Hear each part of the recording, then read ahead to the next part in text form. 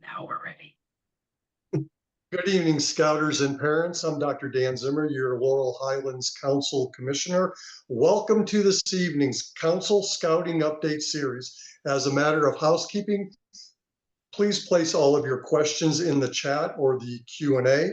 And as my public service announcement as your Council Commissioner, once again, unit renewal technically closes next Sunday. So please, if you haven't done so, open your unit renewal and complete it. If the validation is clear, it can take you 90 seconds to complete. Remember that unit renewal is not dependent upon membership renewal. They are two separate processes. So please encourage your units to open their unit renewal and complete it no later than next Sunday. Thank you. And we'll have our opening pledge with Tim Fox. Thank you, Dr. Dan. If those of you who are in uniform, please salute. Those who are not, hand over heart, and please follow along. I pledge allegiance to the flag of the United States of America and to the republic for which it stands, one nation, under God, indivisible, with liberty and justice for all.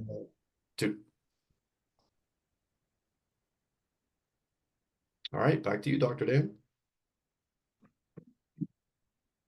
You're muted.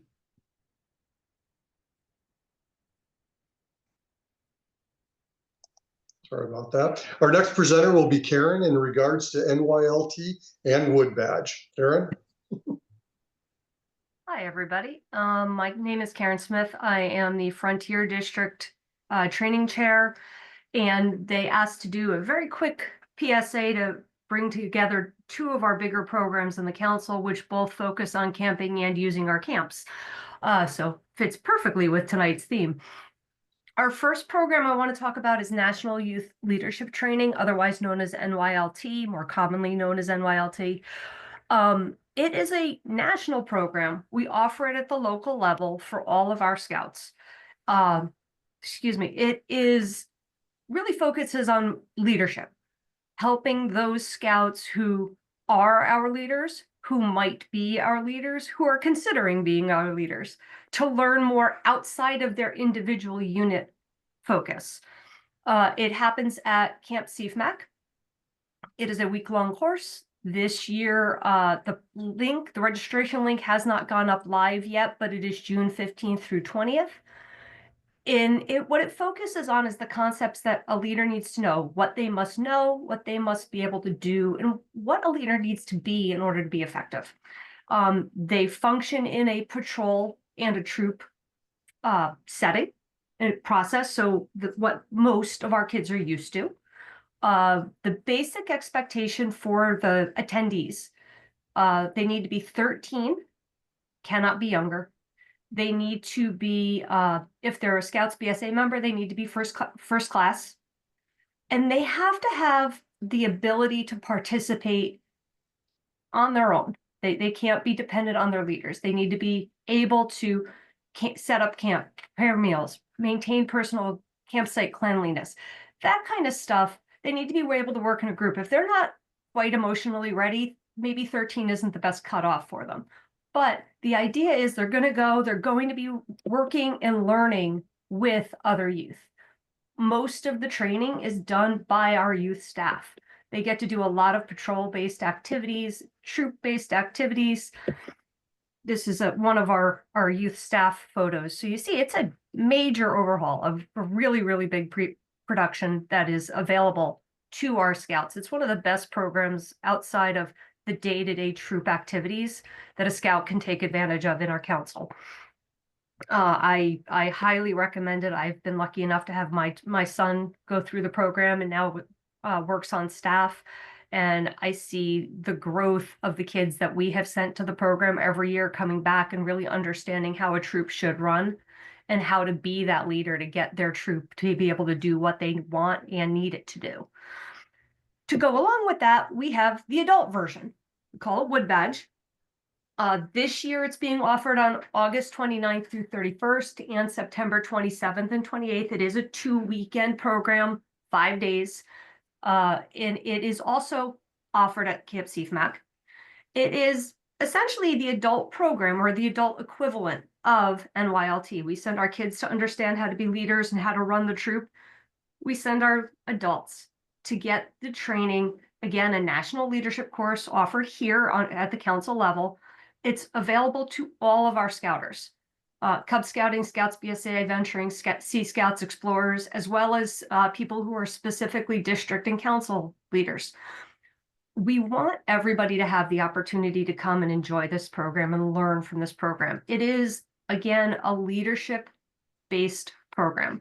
It's the same stuff that your company might send you for a multi-thousands of dollars for 2 weeks to some big corporate event to learn. We do it in the fun setting of scouting. We function again in that same kind of concept of the troop setting. So we have patrols, we work together, we learn in that environment. Excuse me, but it is, again, a way to learn those leadership tools that will allow us to have the best functioning units we can possibly have. But from a non-scouting side, I use my wood badge training at work all the time. And sometimes at home in my personal life all the time. It's communication, it's leadership, all those things that can make us more effective in any part of our life we can offer in these programs.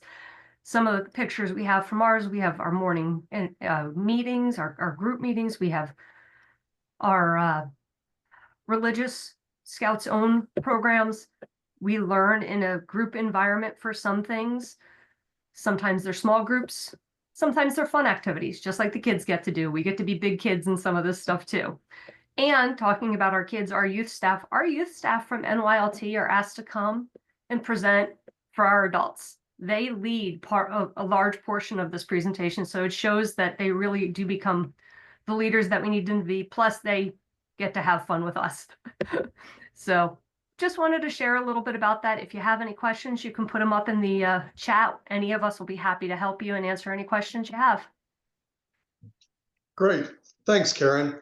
Todd, would you mind presenting our safety minute, keeping your food safe? Okay. All right, can everybody see that? Yes. All right, I have it over here, so you might see the side of my face. But so keeping your food safe is today's safety moment. Foodborne illnesses peak during the summer months due to a variety of factors, including warmer temperatures and improper food handling. Keep your meals and your scouts safe while participating in hikes, campouts, and other outdoor activities with careful menu planning and by following safe food handling practices. Remember the 3 C's to keep your food safe. Keep it cold, keep it clean, and cook it thoroughly. Acute gastroenteritis. Gastroenteritis. There you go. Thanks. That is the most common infectious disease encountered when camping. Symptoms of vomiting, diarrhea, and abdominal cramps may begin to appear hours to days after ingestion. Keep it cold. Bacteria are slow to grow in temperatures below 40 degrees Fahrenheit or above 140 degrees Fahrenheit. The temperature range in between is known as the danger zone, where bacteria can multiply rapidly. Since a heat source is usually unavailable to transport foods, it's best to start with perishable foods, chilled or frozen, then packed with plenty of ice, frozen gel packs, or frozen juice boxes. Keep it clean. Start with clean hands by utilizing soap and water or disposable wipes before handling food. Wash fruits and vegetables before cutting them on a clean surface. Avoid cross-contamination by never allowing raw meat, poultry, or other juices to come in contact with fresh or prepared foods. Keep all raw and cooked meat, poultry, or fish separate and always wash hands properly after handling. Use only a clean water source to wash hands, dishes, and fresh fruits and vegetables. If water is not available properly, using hand sanitizer with at least 60% alcohol can help to reduce the number of microbes in most situations, but hand sanitizer does not eliminate all germs. Correct hand washing remains the best way to prevent illnesses from being transmitted. Also, remember in the backcountry to follow recommended water treatment protocols when rehydrating food, cooking, or drinking. Cook it thoroughly. Many scouts are cooking on their own for the first time. It can be difficult to determine doneness of meat and poultry as color is not a good indicator. Meat can harbor dangerous bacteria. A digital meat thermometer is a good tool to have in the chuck box and to use when cooking meat, poultry, and fish. The references listed below provide a safe minimum internal temperatures. Be sure to clean your thermometer between uses. Great, Todd. Thanks. That's a perfect safety moment for the holiday season here. So, Tim, are you ready with our membership moment? Yes, I am. All right, our membership moment for this evening is parent engagement helps boost membership retention. Are you eager to boost parent involvement in scouting activities? And did you know that involvement will also enhance your membership retention? Here's a strategic approach to rally more parent volunteers and keep your families active in scouting. First of all, identify opportunities. Engage parents in various aspects of unit activities, from organizing events to assisting with merit badges or den meetings. Their involvement fosters a sense of community and belonging, which in turn increases youth retention. Start with small tasks like bringing potato chips or something similar to that. Second, spread the word. Emphasize to parents how their involvement positively impacts their child's scouting journey and strengthens the unit as a whole. A stronger unit serves their child. Highlight the connection between active parent participation and higher levels of youth engagement and satisfaction. Thirdly, provide support and training. Offer resources and training to parents new to volunteering. By equipping them with the tools and knowledge they need, you empower them to contribute effectively, boosting their confidence and commitment to staying involved. Fourth, recognize and appreciate. Publicly recognize and appreciate parent volunteers for their contributions. Celebrate their efforts at unit meetings, special events, a court of honor, or a PAC meeting to reinforce their value and encourage continued participation. And lastly, keep evolving. Continuously assess and adapt your approach to parent engagement based on feedback and unit dynamics. As parents become more involved, they not only support their child's scouting journey, but also strengthen their overall unit experience for everyone, leading to a higher membership retention rates. So by prioritizing parent involvement, you'll build a thriving scouting community where every member feels supported, valued, and eager to continue their journey. So let's work together to make scouting an unforgettable experience for all. Great. Thanks, Tim. Well, let's move on to our big rock topic of camp promotions. And let us begin with Mike with STEM Camp at Camp Gayasuda.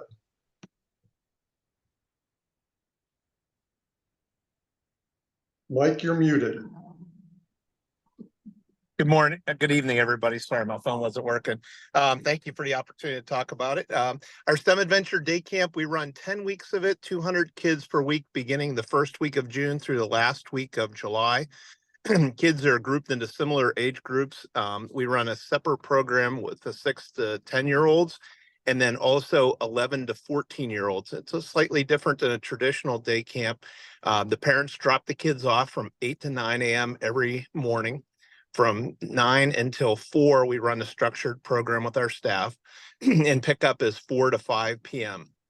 The 11 to 14-year-olds do a little more high adventure. So they do a lot of off-site activities, kayaking on a river, tubing, mountain biking, large zip line, ropes course, all those sorts of activities are more high adventure oriented.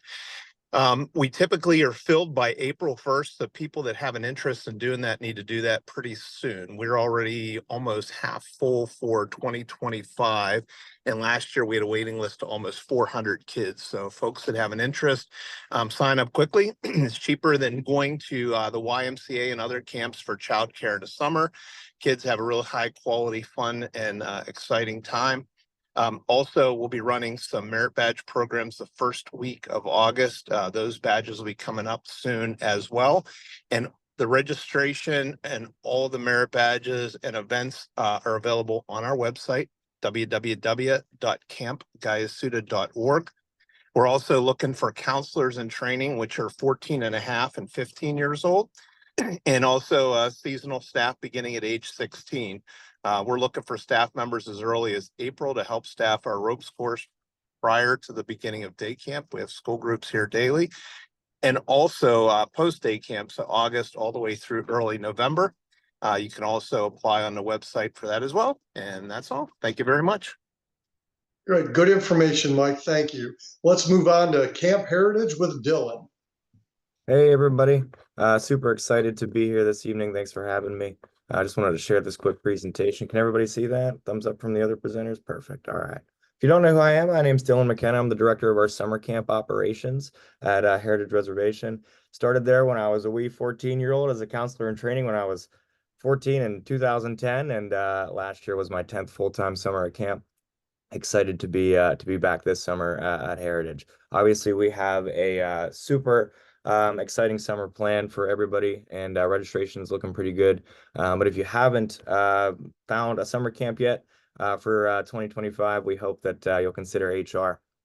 And if you've been there before, I just wanted to share a couple of new and exciting things that are coming to camp for this year. So one big exciting thing, that project that just pretty much got wrapped up, we got electricity at what we call the Heritage Hub, which is the area between Camps Liberty and Camp Freedom.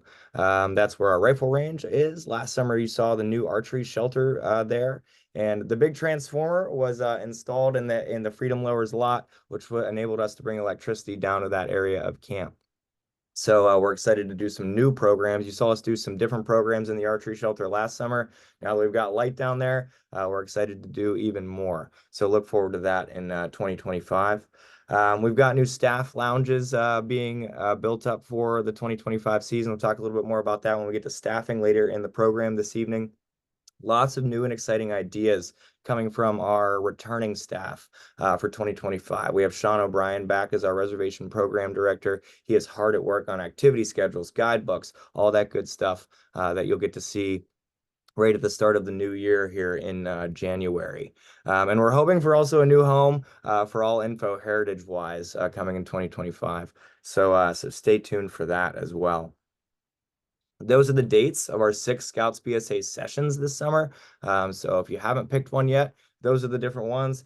Week 1 is obviously a very popular one in both Camp Liberty and Camp Freedom, and we have plenty of availability all summer in all the camps. So definitely think about Heritage for your resident summer camp this summer in any of those 6 slots. It's going to be an absolutely epic summer. Like I said, staff retention is looking really, really good. Our staff applications are higher than they usually are at this stage of the game already with our returning staff from 2024. So we're excited to put on an awesome program for everybody. Amanda did a phenomenal job last summer in 2024 at Indy, and we're excited to keep that going here in 2025.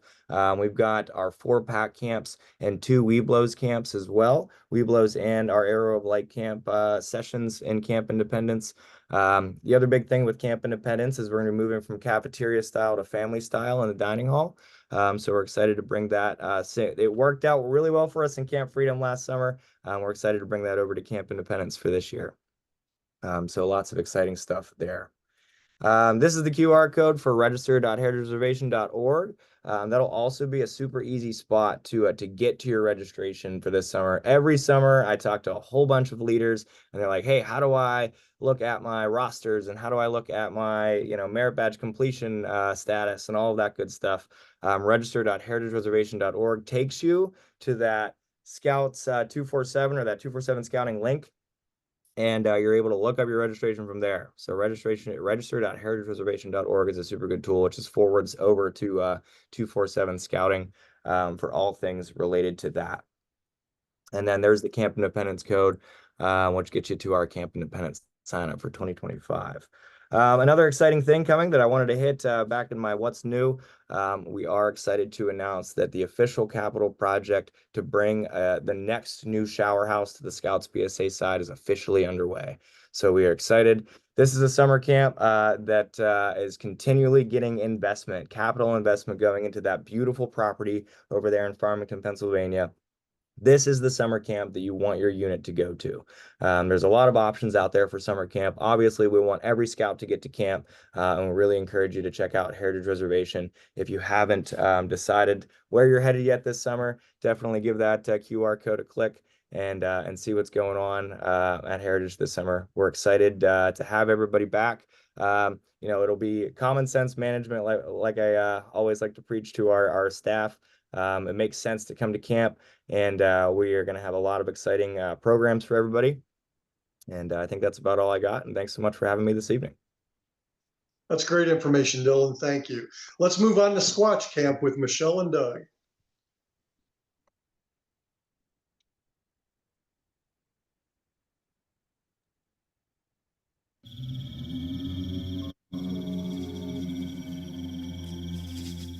Have you guys seen or had any signs of Sasquatch?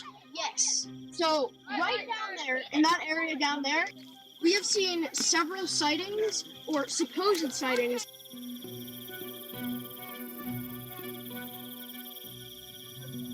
Last night we saw eyes. The night before that we heard branches cracking and another big shining figure. So if you guys are looking for Sasquatch, I seriously think that down there is a hot spot.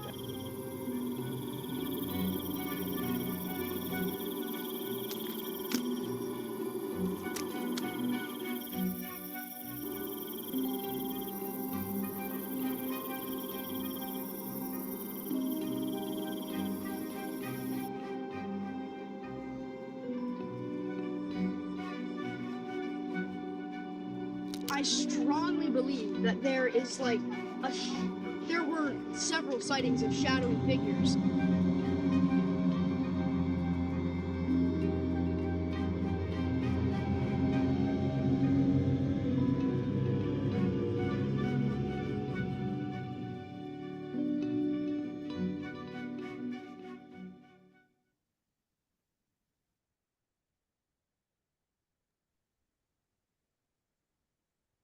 Thanks, Michelle.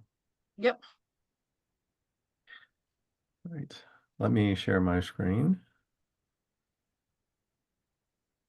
Yep. All right, I'd like to introduce myself. For those of you who don't know me, my name is Doug Schmidt, Camp Director for Squatch Camp at CFMAC Adventure Base. You also might have seen me running around at the council camporee for the last couple years. I do that as well, but if you haven't heard of Sasquatch or Squatch Camp, just want to give you a quick overview. It's a new take on summer camp. So instead of the class schedule of merit badges, youth will choose and go on a week-long adventure tracking Sasquatch. The requirements have been woven into the activities of adventure, so earning merit badges and learning scout skills feels more like a game than actually required work. Squatch Camp is accredited nationally, so we have been a national game and did an accreditation for the camp. Each adventure runs like a scout troop, venture crew, or ship. Adult leaders are responsible for making sure the programs are run to the highest standards and that youth are learning and completing the requirements. Youth staff that function more like the youth leadership and guide the youth. Youth participants will spend the majority of their week with their patrols in these adventure troops, learning skills, making new friends, and having fun. Our adventures are focused on a set of specific skills and activities toward youth of all ages and abilities, from first-year camper Brown Sea Island adventure to the advanced cook-your-own dehydrated food of Outpost adventure, and everything in between. A youth that wants to spend all week at the lake can choose the waterfront adventure. One that wants to explore the camp and surrounding state park can go on the expedition adventure. And we even have the Action Newsroom adventure for those youth that might want to experience a week as a reporter and filmmaker. So who can attend? Well, youth of all ages are welcome, with or without a troop.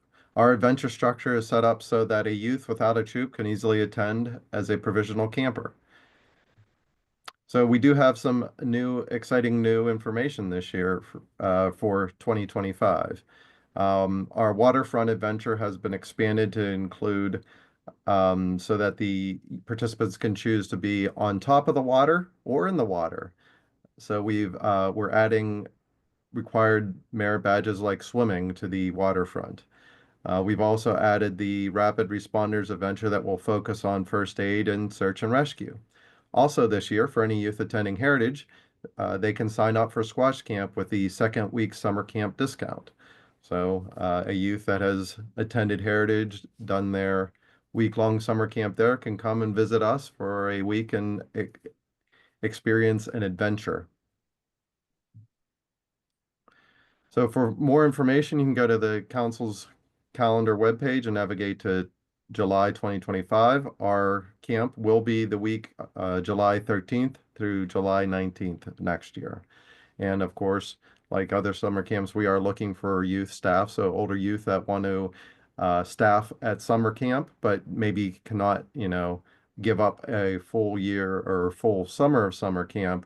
We have 1 week and we're looking for those youth that'd like to try, but can't really give the whole summer to scouts. So Michelle, I'll turn it over to you if you have anything to add. Very good. Yeah, the Squatch Camp is phenomenal. It was really a lot of fun. It was a challenge to rethink resident camp. Instead of signing up for a merit badge class, they signed up for an adventure.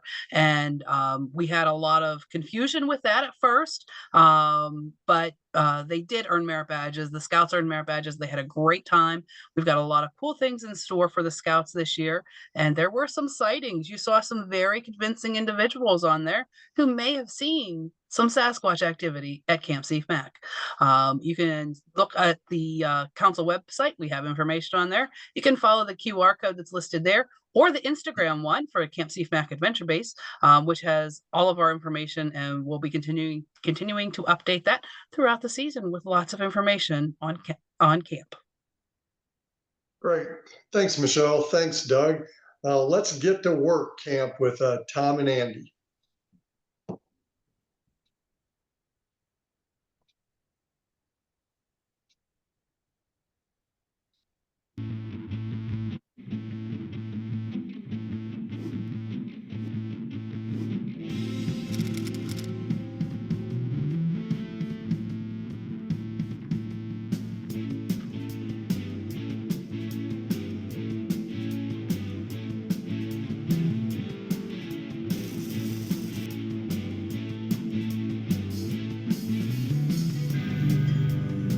Every single scout reported really impressed with the merit badge programs that are offered here. They are done by professionals.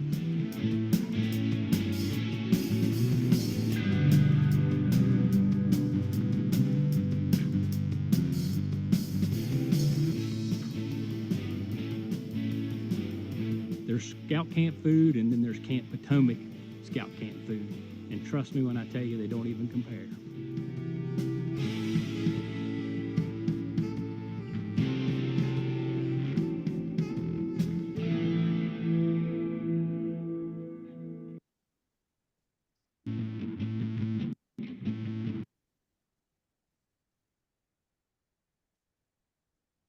Good evening. Thank you. Good evening. If you're not already committed to Heritage, I want to tell you about a unique opportunity within our council, something that's unique and not anywhere else. Recently featured in Aaron on Scouting and Scout Life. It's called Scouts at Work Camp. Scouts at Work Camp was an experimental concept camp that we ran last year, and it went over amazing. So the concept of Scouts at Work Camp currently in the United States are 7 million unfilled trades jobs. We've also expanded from the trades. The premise is that these some are badges, some are not badges, but all our topics are taught by professionals that do it for a living. It's a complete immersion into that. It's going way beyond the merit badge. It's designed to see if it's something that the youth would like to do as they get older. And at the minimum, they're learning skills that will save them money as young men or women owning their own household in the long run. So each Scout gets about 5 things. It's a week long. It's 1 week. It's a boutique camp. It's about 50% sold out right now. And I'm going to go through some of the things that we did last year and that we are doing this year. I'm going to go down through a list and kind of explain a few of the things that we do. So automotive maintenance, in that they're learning how to change oils, change tires, change brakes, things like that. Basic maintenance to your automobile that's going to save you money. See if you want to be a mechanic. Aviation, we were fortunate enough, and we will again this year, have several aircraft. And we were pleased that in the aviation, all the kids were able to go up in the air. Some of them even got some stick time. It was really cool because they were doing low passes across the camp all week. Carpentry, we have carpenters come in, all the lumber and stuff. They frame windows, doors, learn about the different nails, screws, tools, and they really get some hands on there. Digital technology, they're taking a deep dive into computers with our computer lab. Electricity, the electricians come in and they are wiring GFIs and ballasts and learning different types of wire and gauges and breakers and fuses. Fish and wildlife management, the Department of Natural Resources come in and do an immersion there. Forestry, the state of Maryland Forestry Department. Horsemanship, we have horses where they're learning how to take care of the horses, all about the horses and how to ride those horses. And they do spend time on the horses.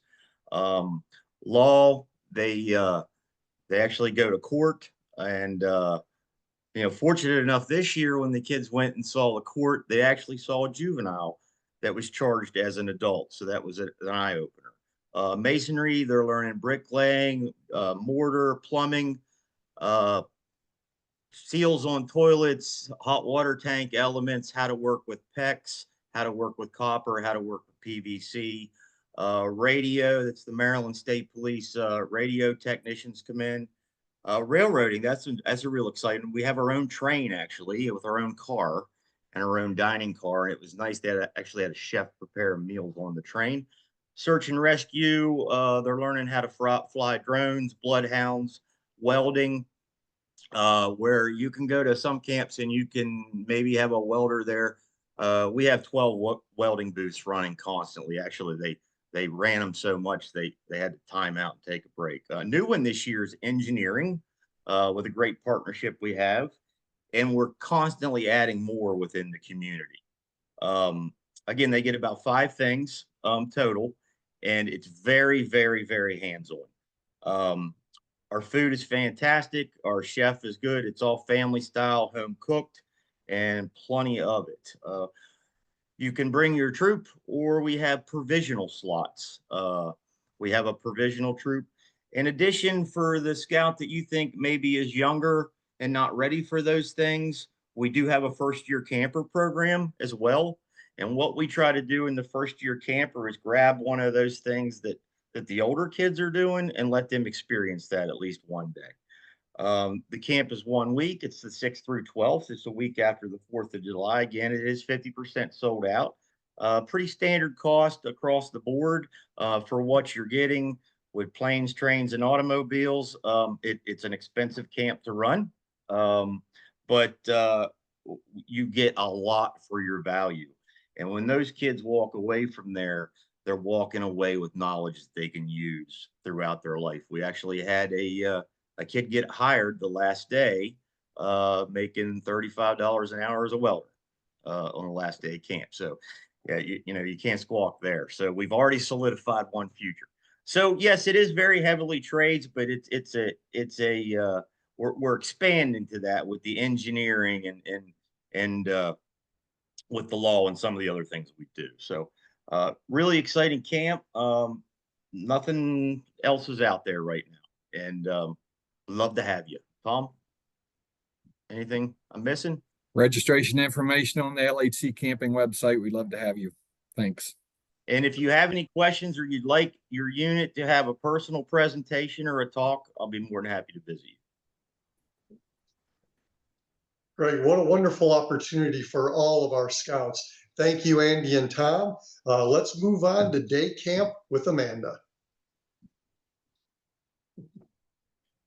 Good evening, everybody. Thank you so much for having me today. As Dan said, my name is Amanda Erickson, and I am the Director of Cub Scout Camping and Programs for the Laurel Highlands Council. And I am very excited to tell you just a little bit about our 2025 day camp experience for our Cub Scouts. Okay, can everybody see my screen? Thumbs up. Great. So this year we are going to be visiting the Pioneer Days during Cub Scout Day Camp. So if you will, imagine taking a step back in time to the age of the early pioneers going across the West, where every day was an adventure and you never knew what was going to come up next.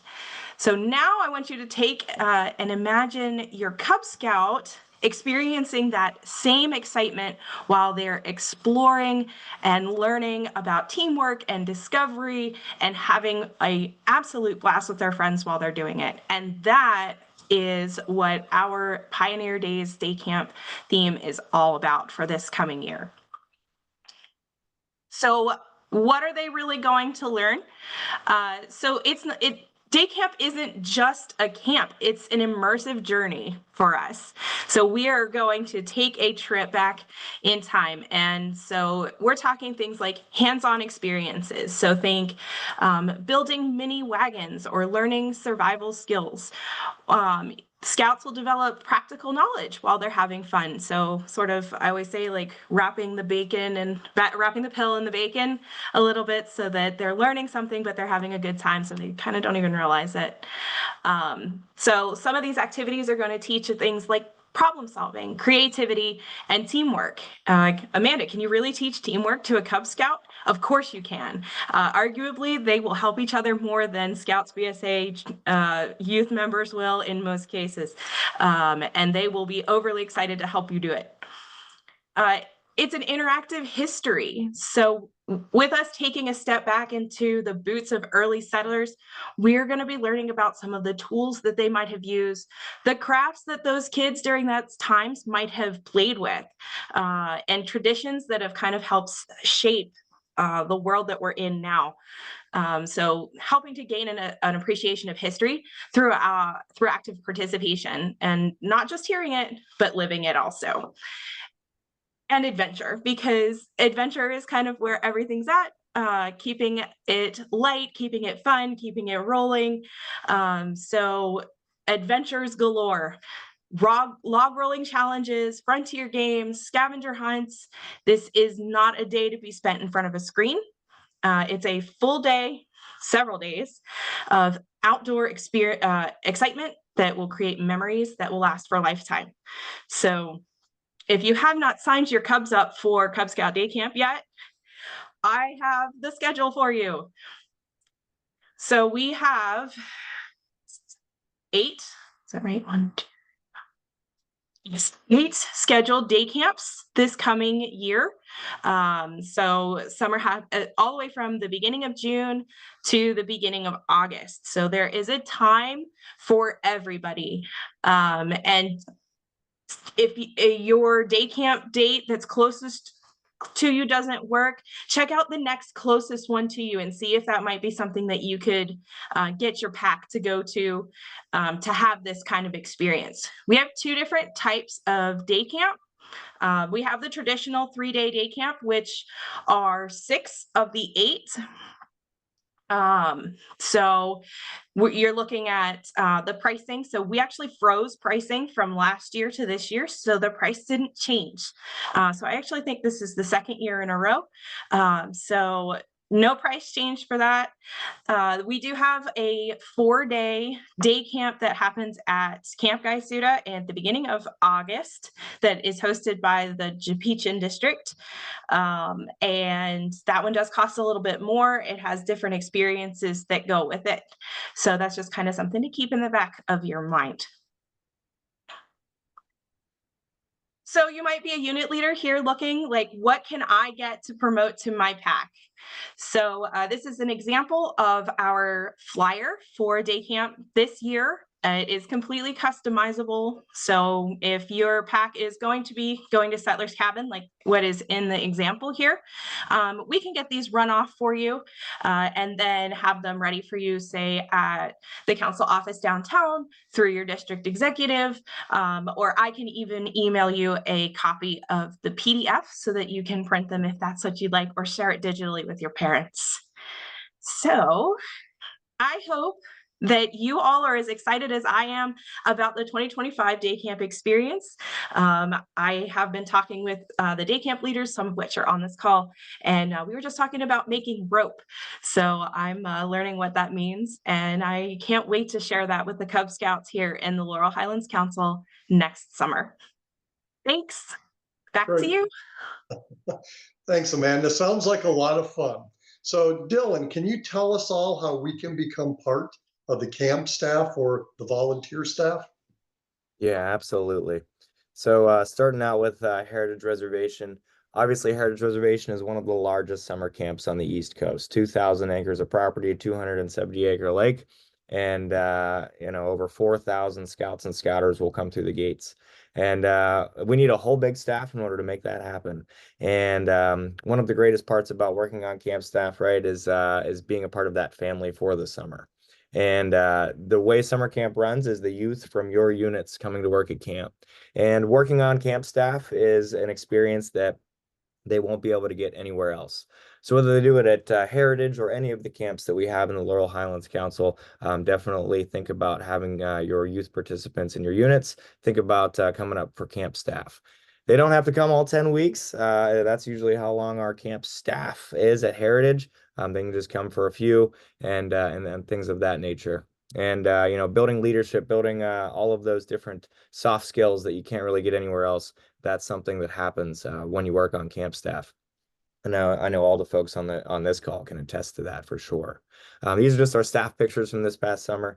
We've got well over 100 positions on the org chart at Heritage for the summer, and it's going to be a phenomenal summer once again up there. So there's a QR code to our staff application for 2025. Like I said, we do have brand new staff lounges that are being renovated on both Camp Liberty and Camp Freedom. So definitely have 14 as the spot for our counselors in training. And then as soon as they're 15, 16, or 17, they're a part of our junior staff, and 18 and up is a part of our senior staff. We're also going to be heavily looking and working with our college students for this summer at Heritage. I am happy to work with directly a college student to figure out what they might need specifically for their practicum or internship requirements, which are a lot of 10-week programs that they need to do. That's what we do every summer a lot with Slippery Rock. I had 3 this past summer that were got their practicum and internship requirements signed off by coming to work at camp. And we tailor an experience for them that works to not only meet but exceed the requirements of their internship or a practicum that they might need for college, their college requirement or college credit or what have you. So Heritage is a phenomenal spot to build those leadership skills and build, like I said, all those soft skills and communication skills that you need in order to succeed in life. So scan that QR code, staffapp.heritagereservation.org. That's how you sort of get on my radar for Heritage Reservation staff. We're also looking for, the nice thing about Heritage is that we can pretty much do anything as long as we've got the people to do it. So the other thing is we're looking at is, if you're an adult leader out there and you're interested this summer to come to camp and maybe instruct a merit badge or teach a merit badge that's different from the normal things that you see at Heritage, let me know. Send me an email and I'll be excited to work with you on that. And we can set it up in our registration system. So, the scouts and scouters that are coming to camp during your session can sign up for your merit badge, and you can help participate in the growth of our scouts that come to camp this summer. So those are just a couple of things about Heritage, but I will let it go to the other camp directors that might want to chat about staffing opportunities at their camp.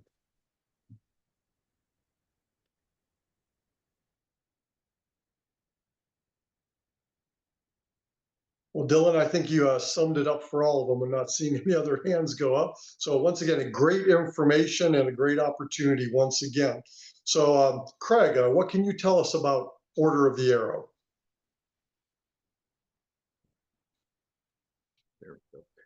So the Order of the Arrow is Scouting's National Honor Society. We get our membership from the troop level. At some point between January and February, every unit leader in the Scouts BSA program, Sea Ships, or venturing program will get an opportunity for one of our teams to come out and hold an election. The members are to be exemplify the Scout oath and law. We are one of the few organizations that we do not choose our own members. The units choose our members. So the people that know them best are the ones that say that they are the honor society, that they belong in the honor society. They have to have 15 days and nights of camping. They have to be first class or an ordinary Sea Scout or discovery in the venturing program. And they also have to have their leaders' approval that they exemplify the Scout oath and law.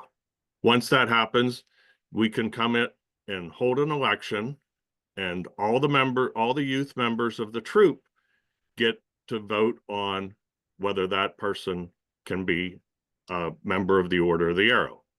Once that's done, most troops do not tell the member that they were elected. They choose to go to summer camp and participate in the call-out ceremony. Our call-out ceremonies are Native American based.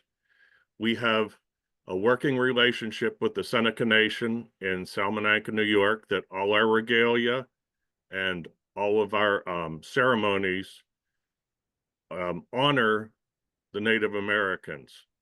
So that is all done through them, and we make sure that there's nothing that happens with our ceremonies that would bring dishonor to our group. That being said, if you don't go to Heritage Reservation to get called out, there is also, and you go out of council, all you have to do is ask your chapter advisor, which is the smaller level of our lodge, which covers multiple districts, and they will give you a piece of paper telling the lodge of the camp that you're going to that you are allowed to get called out in their lodge. After that happens, they participate in the ordeal. The ordeal is a ceremony that tests the candidates. It is not secret. It is not anything bad. If any parent wants to watch their child go through the ordeal, that is entirely permissible. All they have to do is contact me, and we will make the ordeal available that they can see everything that goes on. We are not a secret organization. We like to kind of leave some mystique for the participants. Just it enhances it, but any parent or any leader that wants to see what goes on, we will open up our doors to them. One of the biggest missions that we have is to help prepare our camps for summer camp. And we do that through the labor. We also do it financially by raising money through patch sales or belt buckle sales, or we collect donations and help do things like we just installed new campfire benches at Camp Anawana that were donated through the American Legion. So that is one of our biggest things that we take care of, is the camps. That being said, I do not run this program. I have a youth, a lodge chief. She's 17 years old. She runs the program. She makes the decisions, and she's the one that, with her team, tells us what they want to do. We hold separate leadership training. We just did one yesterday that we spent probably about 8 hours at Flag Plaza. And then for team building, we went and saw the Penguins play at the PPG arena. So we do a lot of fun. It's also at a section and national level that, again, youth are planning activities. There's some training going on.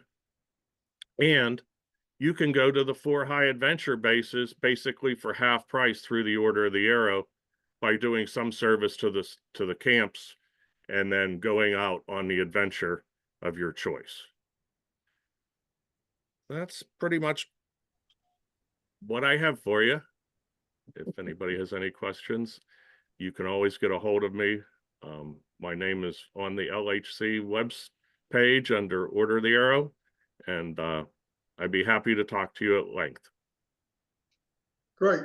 Thanks, Craig. We're going to move into the question and answer portion of our meeting with Michelle. Mhm. All right, we have a couple questions that have popped up during in the Q&As during the meeting.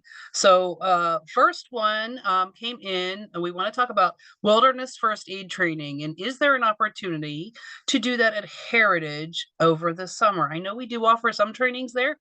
I'm not sure if we offer wilderness first aid, but I also know Mike Danaher's on the call, and he can talk a little bit about wilderness first aid at Camp Gaisuda. So I'll throw it to Mike first. Yes, we have Wilderness First Aid the first weekend in January. It's a Saturday. It's a hybrid course, so that'll be the in-person day. You're emailed a link. You do the classroom portion of it online, and then come that day for the in-person portion of it, and fulfills the requirement. We also have a second class in, I believe it's mid-March. So those are the 2 opportunities that we have for this year.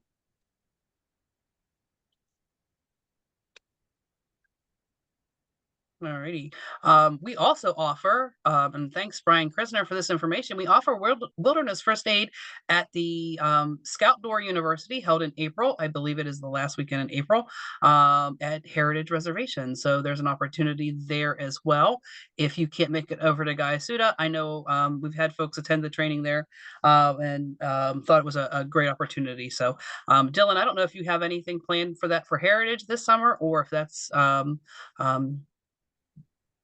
Yeah, absolutely. So we're always attempting to, increase our adult leader training at Heritage.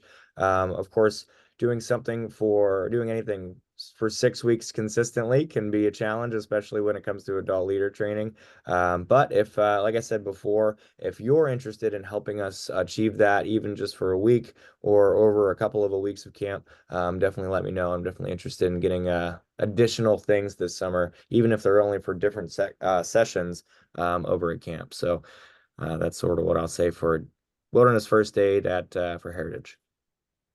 All right, perfect. Well, don't go away, Dylan, because I got another question for you.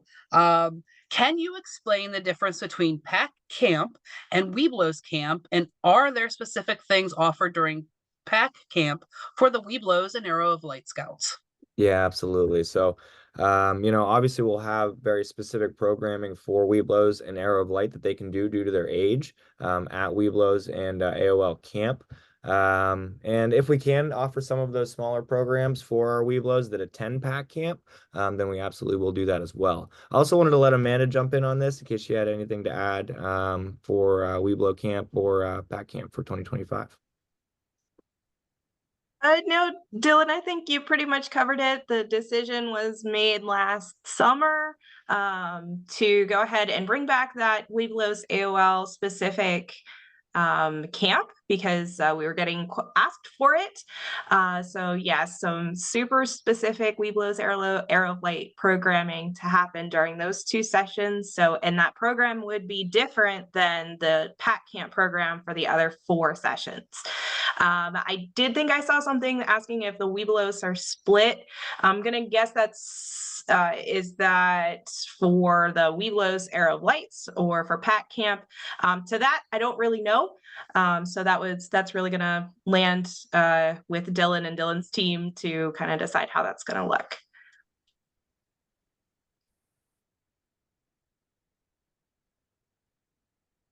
Yeah. Awesome. Thank you.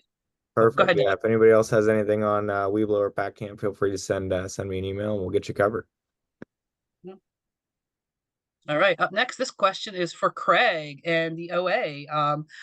Is the information on where to go camping still produced by the OA? Is that something they still produce or not? I have not seen anything produced since I came back in 2005. The couple books that I have seen since I've come back were mostly wood badge projects for that somebody at Wood Badge did as part of their ticket. Those are the only ones that I've seen floating around in basically the last 20 years. But if the OA did it, it was somewhere between my youth and my adulthood, because I don't recall any of the Order of the Arrow producing that. Alrighty. Thanks, Craig. Really appreciate that. So then we have our next question is actually on unit renewal. So does the DE have a list of units who have not completed unit renewal as of today? And that is a tricky one. So I will answer part of that, and then Dr. Dan, please jump in with this. So under our old system, we used to be able to pull a list, and it gave us the status of where someone was in the unit renewal process. So we would know if they've started it or not. But what we've discovered over the course of this year is that the information is not exactly accurate when we pull that. So when we pull lists that say renewal not started next to a unit, that doesn't necessarily mean their renewal has not been started. In fact, I had Missy at a Johnstown office look at the information, and several of those units actually had their information in her hands. So they had completed the unit renewal process, and she had it. So providing an updated report that way, like we're used to, is a little bit more challenging. But we are working on getting some stuff. If it says posted, payment submitted, we know those ones are in. For sure, it's the ones that are renewal not started that can sometimes be a little confusing. So, Dr. Dan, I don't know if you wanted to add any more comments to that or not. No, just that we want everybody just to open it and do it. It's a 90-second process if done correctly. Yeah, so John Newhouse noted that they are listed on my.scouting.org under Commissioner Tools. But again, when you pull that report, the renewal not started may not mean that they actually haven't started it yet. We were, the way our system used to work, that meant they hadn't even opened it. That does not mean that anymore. So that's a different animal there. So, all righty. Very good. Want to give an opportunity for any other questions, and we can go kick it back over to Tim then. Oh, no, wait, Diane does have one more question. When paying for a unit, the new system does not seem to generate an invoice for payment if the unit is paying for all of its members and dropping off a check at flag. I thought it did. I don't know if but I thought it came out and was printed either on the membership side or the unit side that looked very similar to an actual what we're used to in terms of a charter renewal. So I do believe that actually does come out, but you have to select that you want it printed at the or to pay at the council office for it to do that.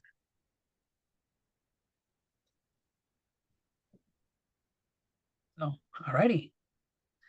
Thanks, everybody. I want to just give a big hand to all our presenters tonight. Thank you so much for joining us and doing this. You guys did a fantastic job, and really excited about this summer at camping in the Laurel Highlands Council. And with that, we'll turn it over to Tim. All right, thanks, Michelle. Okay, so as with all our scouting update series, I would like to close with a prayer. So if everybody could assume a state of reverence. And keeping with the camping theme, this is a prayer for respect for nature and the environment. Dear God, as Scouts and Scouters, we strive to always be prepared to do our best and to serve others. Today, we ask for your guidance and wisdom as we embark on a mission to protect and preserve the natural world around us. We recognize that the beauty and wonder of nature is a gift from you, and we pledge to be good stewards of that gift. Help us to treat the earth with respect and to always be mindful of the impact of our actions on the environment.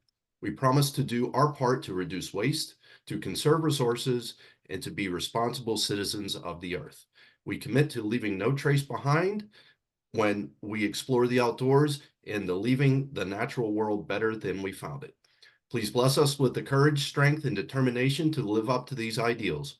We pray that you will guide us and protect us as we work to protect and preserve the natural world for ourselves and for our future generations. Amen. Amen. Great. And so with that, I would like to thank all of our presenters. I would like to thank all of you who joined us this evening. I hope you gleaned a lot of good information. And with that, I would like to close this evening just by saying good night and happy holidays. We'll see you with our next meeting, March 16th, Sunday, from 7 to 8 again. So once again, good night and happy holidays. Happy holidays, everyone.